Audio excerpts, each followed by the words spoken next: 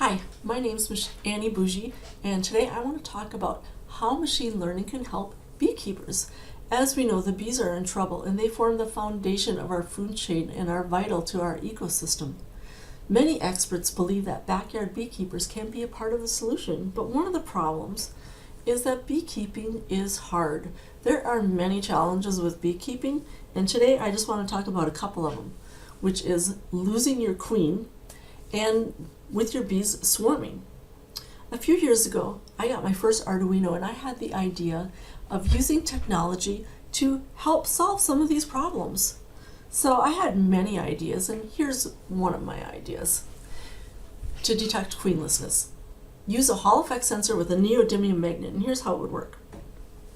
Many beekeepers mark their queens to make them easier to find, and they do this with a small dab of paint or a little tag. So I thought, why not glue a tiny magnet to the back of the queen and use a Hall effect sensor, which is a sensor that can detect magnetic fields and translate that into voltage, which you can then write programs around to detect if there's a queen.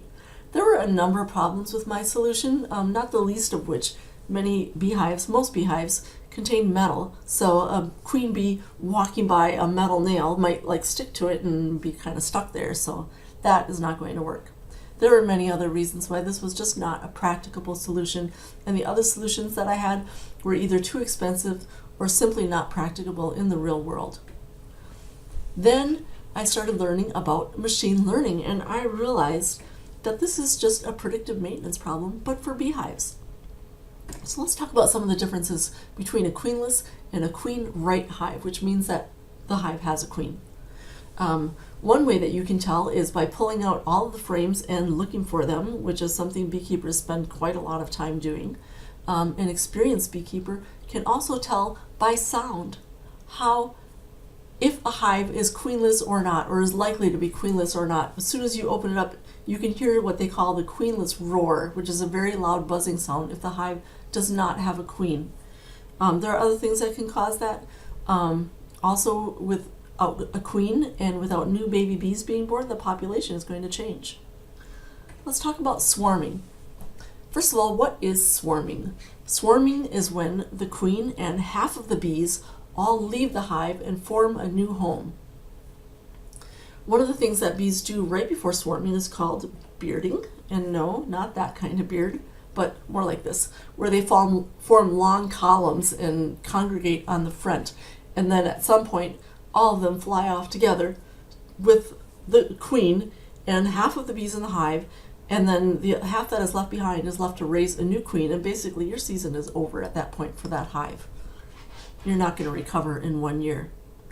So how can we detect what is happening in a hive with machine learning? So one of the things that we can do is we can look at a picture of the frame and determine which parts of those frame are cells and what is in those cells.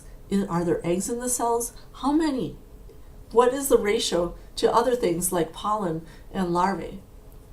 When we're looking for the queen, we can also take a picture of the frame with the bees on it and look at what are worker bees versus what is the queen bee. There's the queen bee. There's lots of other data that we can look at. The inside and outside temperature, like I mentioned before, the sound changes and vibration. So I think that in the future, we're going to have smart, interconnected beehives with cameras and sensors that are going to help detect what is happening inside the hive, and that hive inspections will include not just looking at the hive with our naked eyes, but taking pictures and sending them for analysis. In addition, beekeepers will be alerted when something is happening inside the hive. So I had kind of a paradigm shift in how I viewed solving this problem with very mechanical, rules-based, what you could call old-fashioned AI to try to solve this problem versus machine learning, where you let the machine come up with the solution. So the question I want to leave you with is, what else can machine learning improve? How can we think differently about our world to improve the things that plague us?